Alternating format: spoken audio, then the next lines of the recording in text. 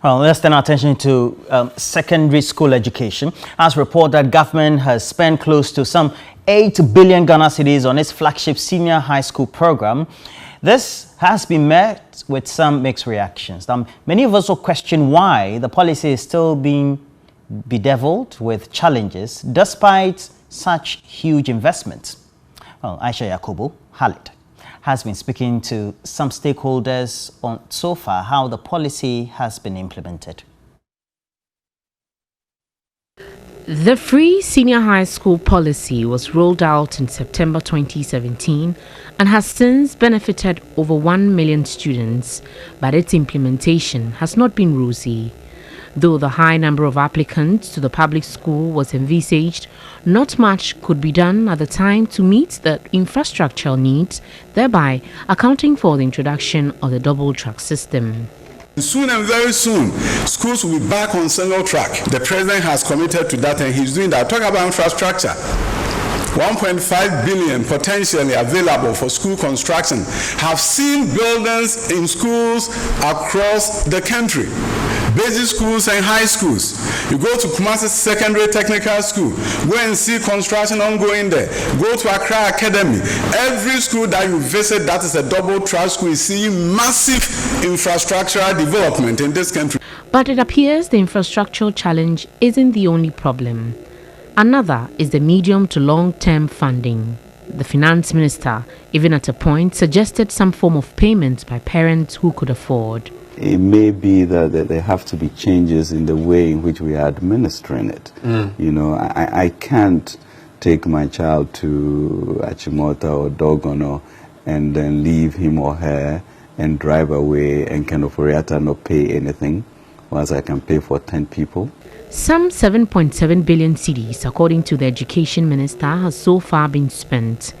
Deputy Ranking Member on Parliament's Education Committee, Dr. Clement Apak, says it is worrying that even with that amount, the policy is still grappling with challenges.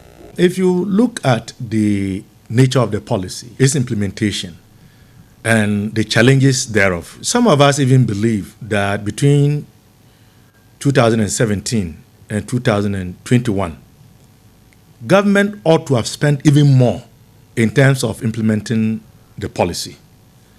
The question is not how much government has spent.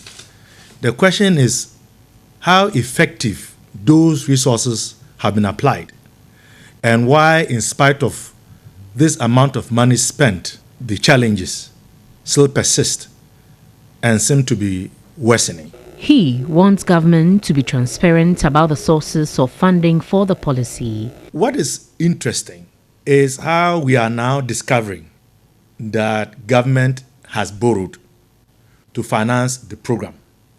And that is why we ought to ask questions as to how much of the 7.7 billion that the Minister for Education tells us has been applied to keep the program going was borrowed, and how much was from, our oil resources, as many Ghanaians were made to believe. Eko Vincent Asefua is a former public relations officer of the Education Ministry and now a member of the Education Committee of Parliament. Which monies have been borrowed for what and for what purposes? When you come to Parliament, in fact, for this year, the amount of money that Parliament approved for the Education Ministry is 15 billion. Out of the 15 billion, just about 1 billion is supposed to be used for free SHS. So clearly, I don't see where some of these allegations are coming from. I know that there are taxes, there are revenues that are being taken by government, and these are some of the monies that we use in ensuring that we will be able to implement the free SHS. He insists the infrastructural challenges is partly due to a backlog of students from 2013, adding that the policy has done a lot for the education system. 2017, when we started the implementation, the backlog of students who were not able to go to senior high school from 2013, 2014, 2015, 2016 were now able to go to school. Yes, we had challenges with space, but we had to make sure that every child will have to go to school, hence the implementation of the double track. It was on that basis that the 1.5 billion was secured for us to be able to make sure that we expand access. With over 1.2 million students benefiting from the policy, a lot of people are concerned about its sustainability. A stance executive director of the Institute for Education Studies, Peter Pate Anti, agrees with. So if you have a policy like a free SHS policy, then you do not leave it to the commitment of a politician or a political party. We need to get a very robust financing model for free SHS and not just rely on one, the commitment of a politician, or two, the oil resource that we are not so much sure whether it's going to be available for us to finance this policy. The successes chalked up by the free SHS policy are enormous, but a holistic stakeholder engagement to fix its challenges is urgently required.